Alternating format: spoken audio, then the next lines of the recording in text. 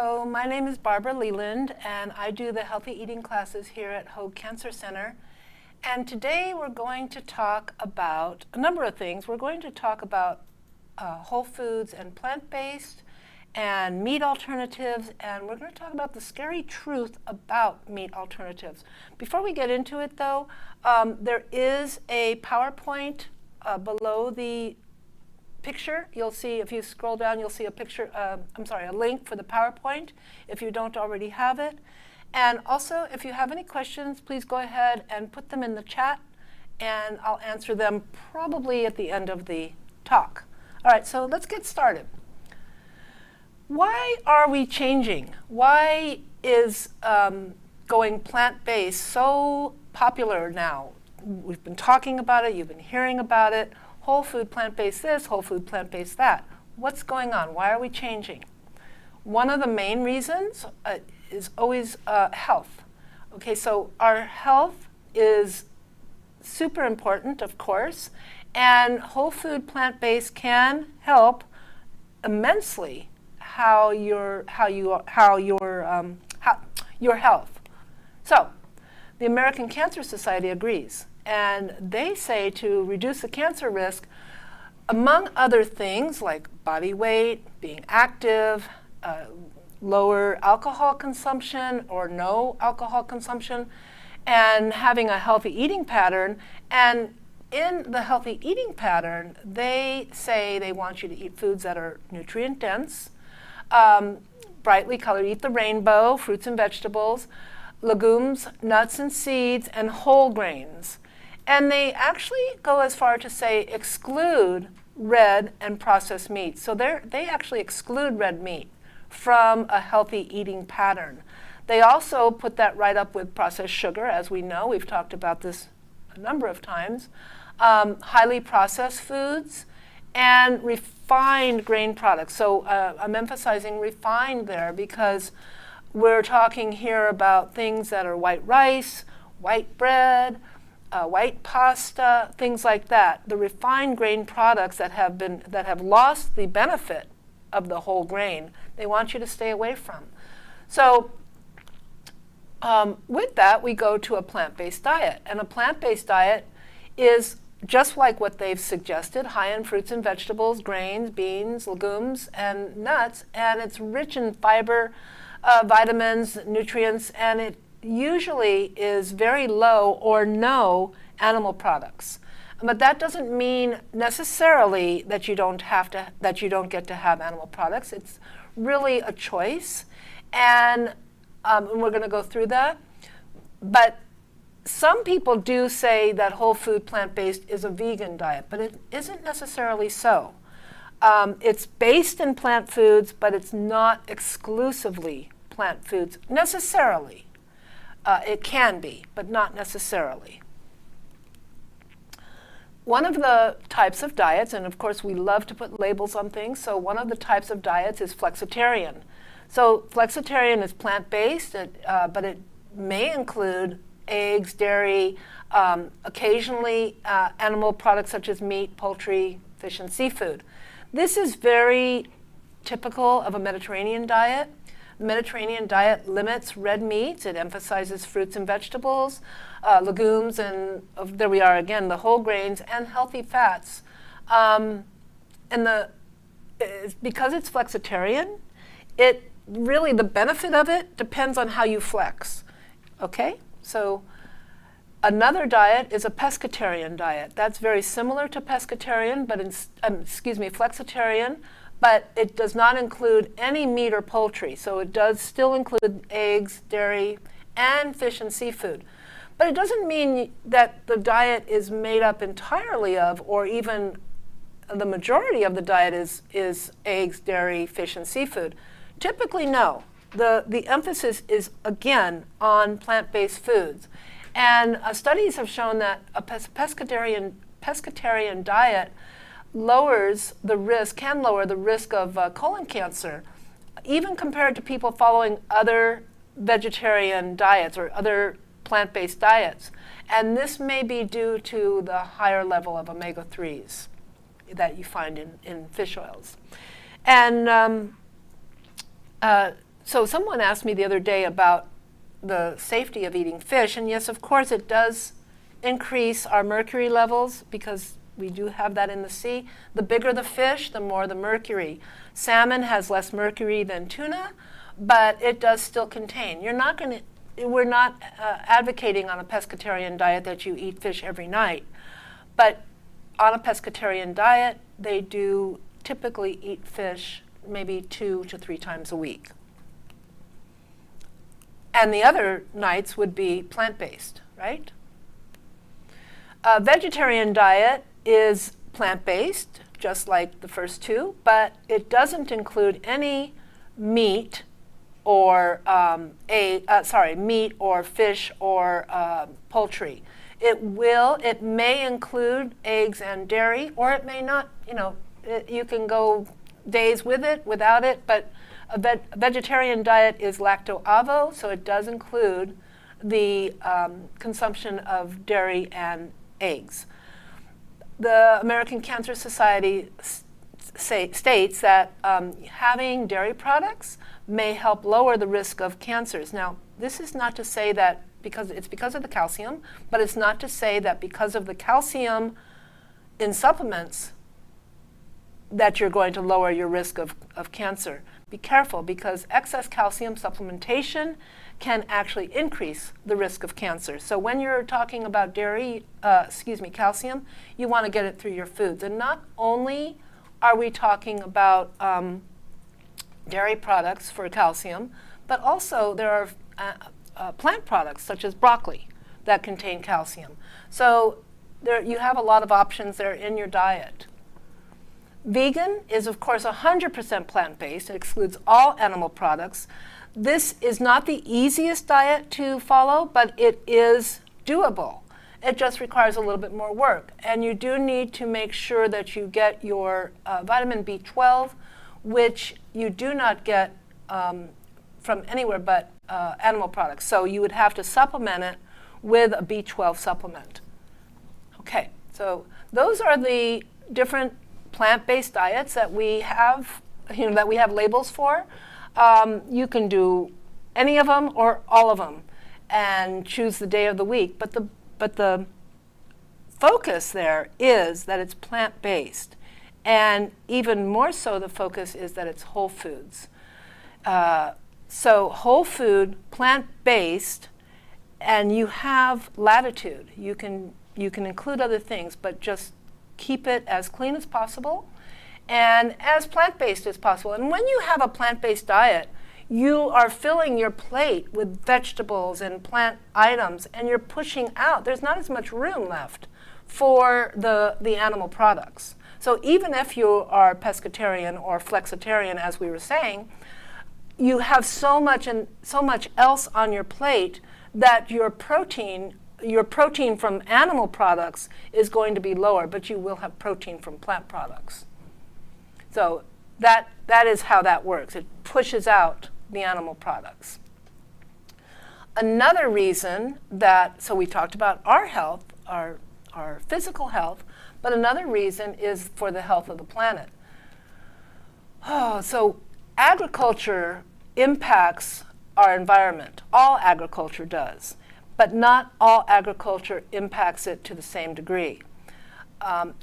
This chart shows that when we're having animal products, we have a higher impact on the environment to feed and the waste produced from those animals. They create higher greenhouse gas emissions. And especially look at the beef and the lamb and goat. The beef and the lamb and goat, for example, the lamb generates 5 times more greenhouse gas emissions than a pound of chicken. 5 times more. And then it creates 30 times more than a pound of lentils. So that is really something to consider. We're talking about climate change. We're talking about saving the planet. We're talking about everything that's going on in our world today. This is super important. So just take a good look at this chart, and you can look at it later, but you can see you can see the difference just with a glance. So, and then of course there's this factor, and that's the adorableness factor. And this is the reason why I went vegetarian many years ago. You know, growing up in Los Angeles, only seeing your meat in a supermarket, I really didn't have a whole lot of idea about where it was coming from. I mean, I knew where it was coming from, but you don't think about it, right? You don't think about it because it's nice and packaged and it's what you expect to see. But you go out onto a farm, or you go out onto a ranch, or you go out with hunters, and it makes a difference. It does cause, you have I had a very heartfelt reaction. I actually moved and I went cross country, I saw animals, I realized what happens, and it made a huge impact on me. So the adorable factor is something to consider. So what's a health-conscious, environmentally responsible, animal-loving meat eater to do? Well, you'll see what he says. Eat more plants. So ta-da, is this the answer? This is how a couple of corporations have come up with the answer, and it's not a bad answer. They're taking plant-based materials, making them into something that is palatable for meat eaters, and we definitely are replacing meat with plant-based items. That's a good thing. That is a very good thing.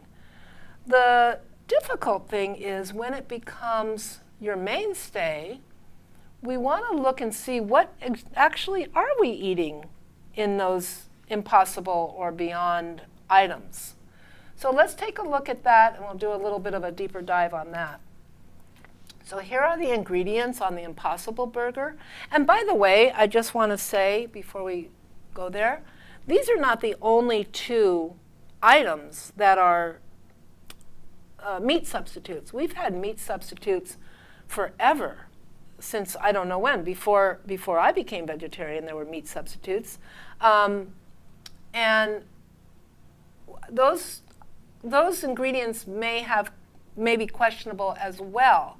But they haven't made as big of an impact as these Impossible and Beyond. And I think it's because these items you'll find them in fast food places.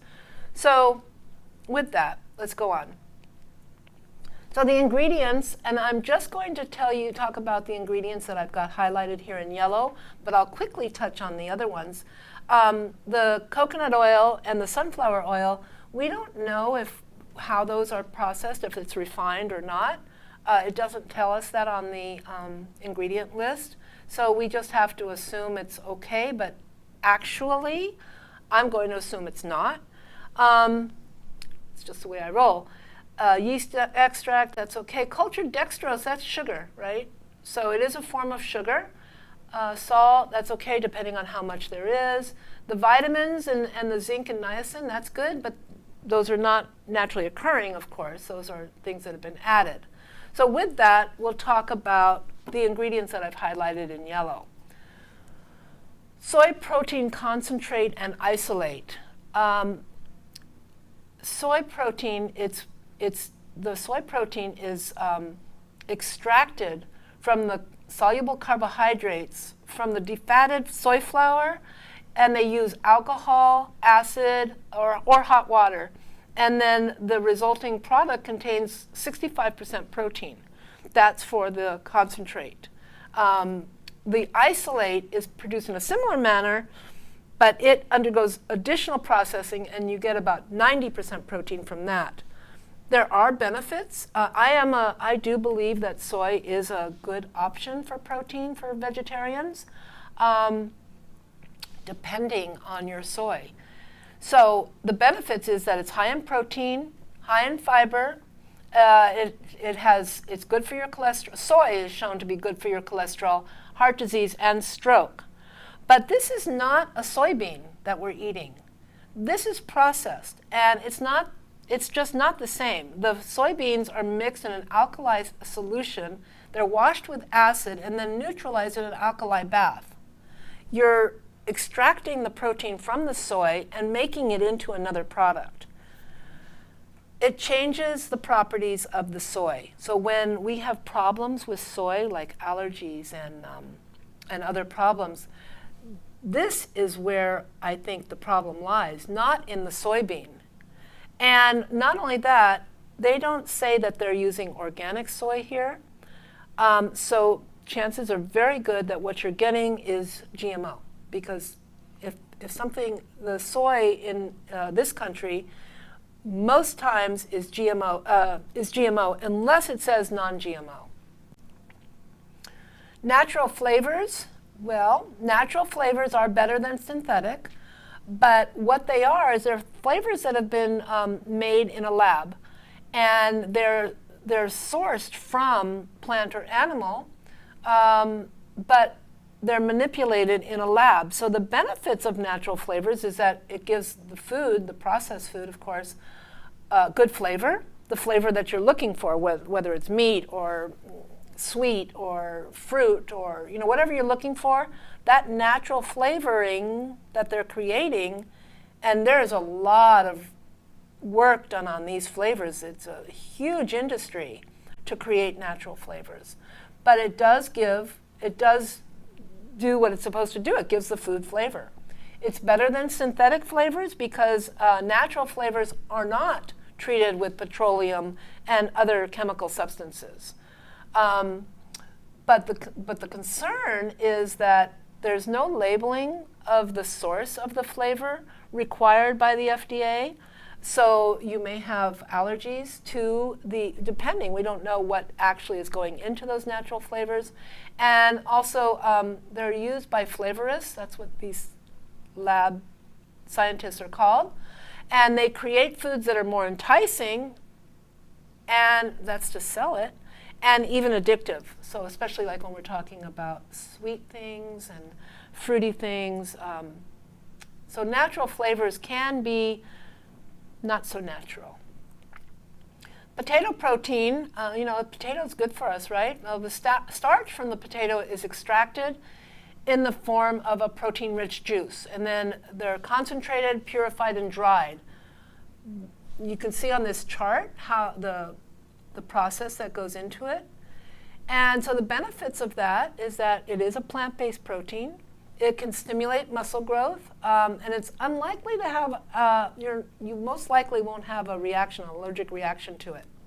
But the concern is that it's highly processed. The protein, again, is isolated like the soy protein is from the potato and then treated with acids similar to the way we got those soy protein isolates and concentrate. And the acids and the heat concentrates and purifies and dries the protein.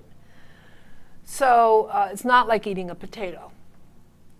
Methyl cellulose, and that's, there's a thing in a plant, the cells of the plant, and that's vegetable cellulose.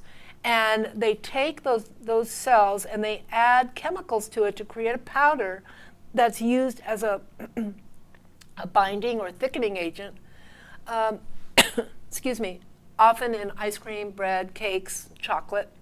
And the benefit is that it adds fiber to the food. So interestingly enough, the main ingredient in Citrusel, which is a laxative, is methyl cellulose.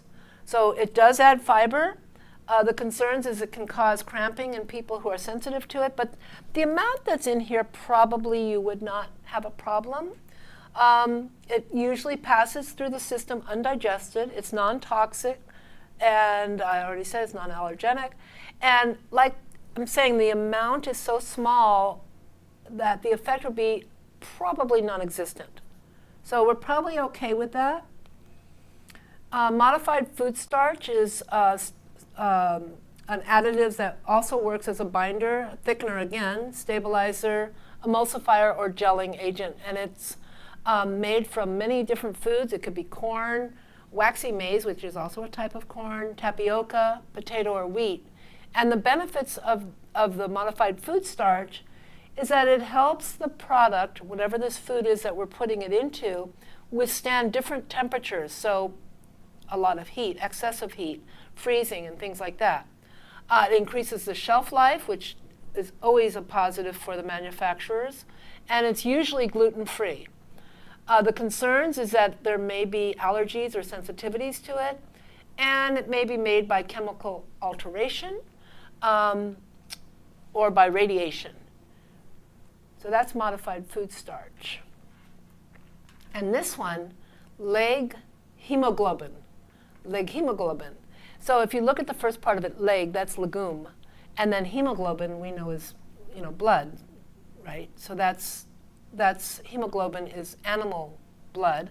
And sorry, it sounds kind of gross, but that's what it is. And leg hemoglobin is a plant globin.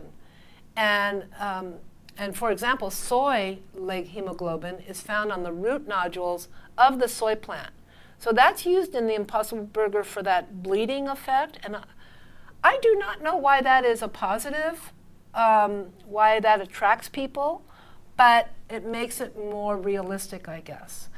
So that's, the benefits of that is that you don't usually have the soy allergies that you might have with other soy products because it's made from the root. It's highly digestible, it adds flavor, and it's high in iron. So there are some good properties of it, but the concern is that we're not just taking the root and eating it, right? Again, the soy gene is implanted in GMO yeast cells, and then the yeast releases the globin. The yeast is then filtered out, and then other things are put in until the leg hemoglobin is about 80% pure. So it's a very highly processed ingredient. Again, you're not pulling out a soy plant, eating the root. No, it goes through a lot of processing. Gums, so vegetable gums, is it a concern or no? They're usually benign, but let's talk about them anyway. They're used in a lot of processed foods to create a more unctuous, thicker product. And you'll find vegetable gums a lot in, again, like dairy or anything you just need to have more unctuous or thick. And they're more shelf stable, and they hold more water.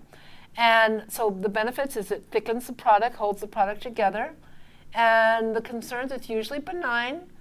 Some vegetable gums are inflammatory and possibly carcinogenic. So the ones in Impossible Burger we're talking about is guar gum and xanthan gum. Those are relatively safe as far as we know. They seem to be safe. Look, this is Bob's Red Mill that is advertising guar gum and xanthan gum. So when you're making things at home, you can make them more unctuous. And Bob's Red Mill, as we know, is usually pretty good. It's a pretty good product.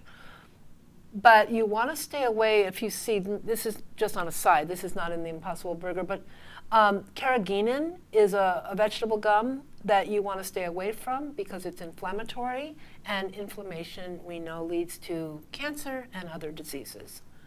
So vegetable gums, the ones that are in here are probably okay. And before we go on to this, no, we'll go on. Okay, so Beyond Meat or Beyond Burger, these don't have this one doesn't have as many yellowed items, but there's a couple of the gray ones, the natural flavors and the methyl cellulose we already spoke about. So we're just going to talk about the ones that are yellow here. This one does tell us that it has refined coconut oil.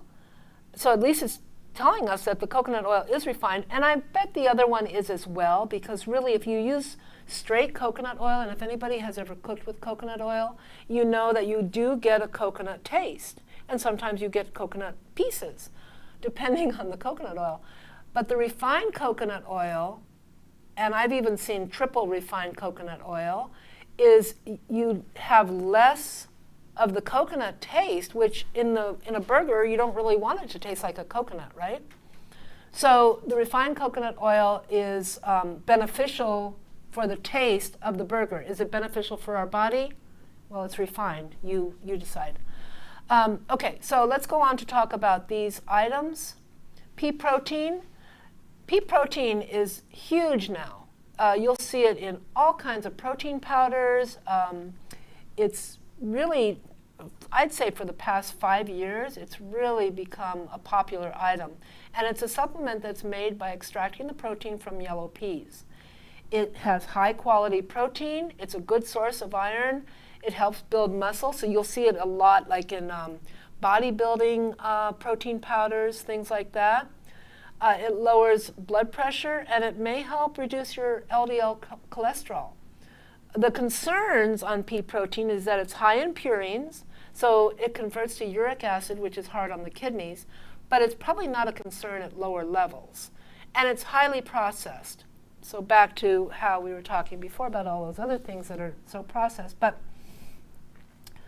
again, the amount that's in here is not probably going to be a concern. But when I say at these levels it's not going to be a concern, what if you eat processed food all the time and you're constantly getting these different items?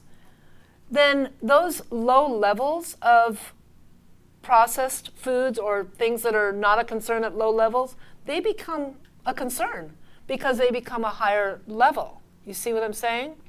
So we do want to take that into consideration. Okay, so maybe I'm only eating an Impossible Burger once a week, but then I'm eating some other processed something on 3 days a week, and some other processed something, and some other processed something, and I'm getting more and more of these items in my system without even realizing it. Excuse me. So one of the ingredients is canola oil, and that's expeller pressed, which is better than chemically extracted. It has a light flavor, it has a high smoke point, and it's also really inexpensive to grow. It's processed without chemicals because it's expeller pressed. So the oil is squeezed out rather than chemically extracted. Excuse me. So that's good. But the concerns are most canola oil crops, most canola crops are GMO. They're modified to resist pests and herbicides. And so most likely you're getting GMO unless you see that it says non-GMO certified. It's most likely going to be GMO. It has a high omega-6 fat content, and you know what happens. I think you know what happens when your omega-6 goes up. Your omega-3 is not in balance. You want to keep that in balance. Here in the United States, we have a high intake of omega-6 through the processed foods that we eat. And what happens is that's inflammatory. Inflammation, we know, causes cancer and other disease. This can increase LDL cholesterol. It can increase blood pressure, and it may play a part in impaired memory function. So I like to stay away from canola oil. Potassium chloride, that's a salty flavor and also a preservative. And it can help the taste, the texture, and the shelf life of food products or processed foods. It provides a salty taste while lowering levels of sodium. So even though it gives you a salty taste, you're not getting the sodium milligrams up. And it prevents microbial growth because it's a preservative. But the concerns is it can be toxic in large amounts. Again, we're not talking about large amounts here, right? We're talking about small amounts in these products, but they add up. And it may have contraindications with some heart medications. So here's the comparison of the Impossible and the Beyond Burger. Like I said before, if I was going to choose, and I'm not here to promote one or the other, I think I'd probably go with the Beyond Burger. I haven't tasted either one, I've got to say it. I'm sorry, I meant to taste them, and I just didn't. But it seems that there's less things that would bother me in the Beyond than the Impossible. But given that, I'm not sure that I want to do either one. So if you are choosing between, Farmer John here with his nice smile and his basket of fresh fruit, or the father of Frankenstein on the other side, which food product would you choose? So that's it. And if there are any questions, I'll take questions now. Thank you. The uric acid in Beyond Beef, a cause of gout. It can be. I mean, I don't think there's enough it's not that there's uric acid in Beyond Beef. It's that the, what was it? I don't remember what item it was. It turns into purines, which causes higher levels of uric acid. So it's not uric acid in the beef, but there's something that will cause your uric acid to go up. The level is low.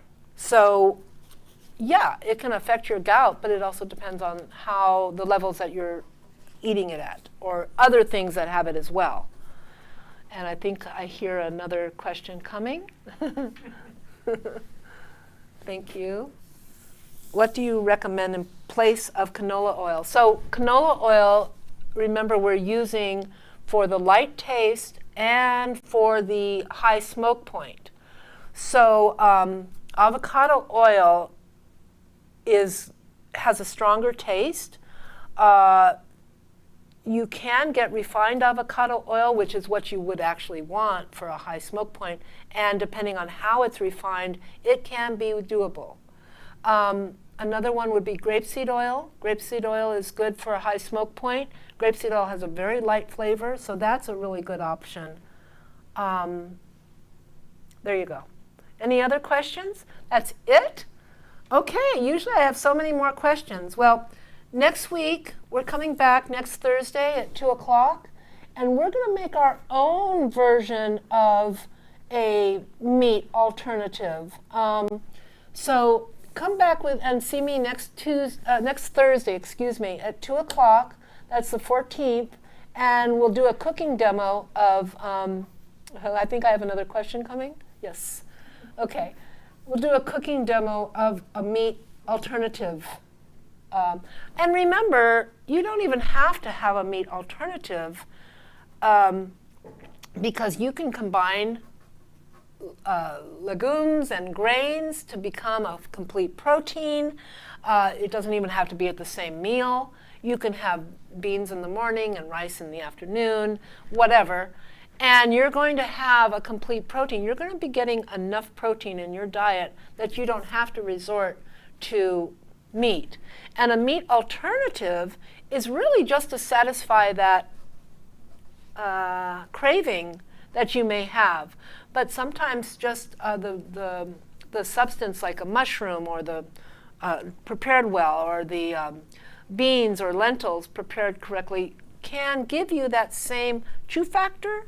Maybe it won't be like biting into a steak, but maybe you won't want to have a steak anymore. Okay. Is it a similar process for the plant-based chicken items? I didn't research those. I would not be a bit surprised. I know that there are a few things that are not so chemical laden and processed. Some of those is seitan. Seitan is done with wheat gluten and, vital wheat gluten and garbanzos.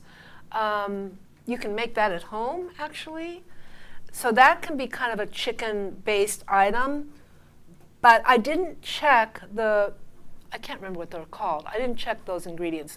The reason being is because this has been so popular, the Impossible and the Beyond Burger has become so prevalent. You know, the fast food places. Okay, so like if you're going on the 5, going up north, you're going over the Grapevine, you get stalled or delayed because of snow. By the time you get to whatever place it is that has some food items, you're starving because you didn't prepare for all that, and the only thing you can eat is Burger King or something like that, and you go in and they have Impossible Burger. Get it. Then I would get it.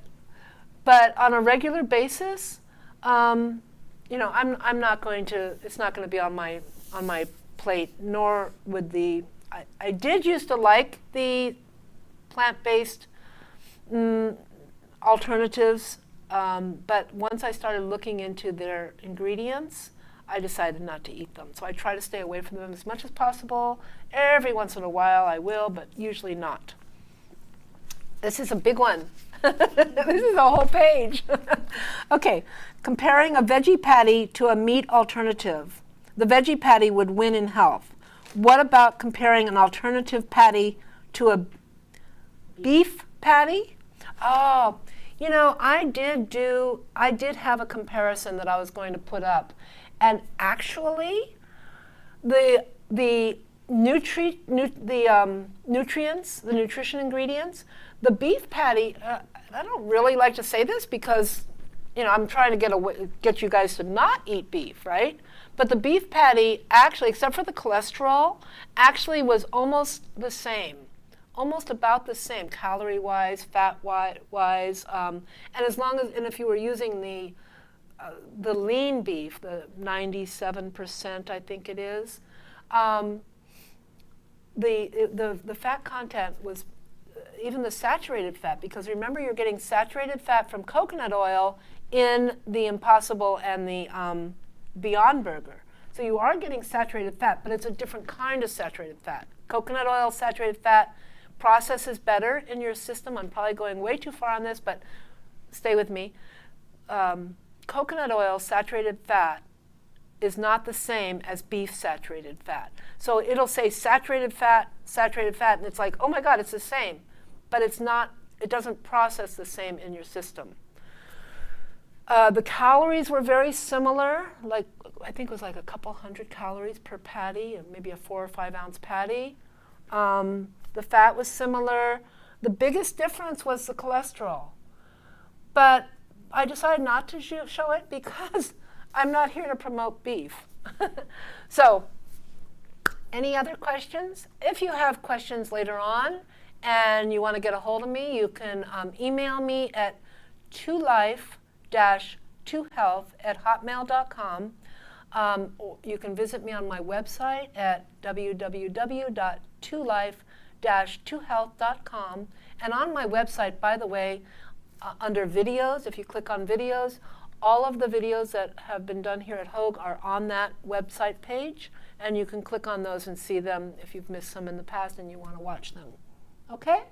So if there are no more questions, I'll say goodbye. I'll see you next Thursday at 2 o'clock, and we'll cook up something. We'll make something that you can use as a meat substitute in your kitchen. Okay, bye-bye. Thank you.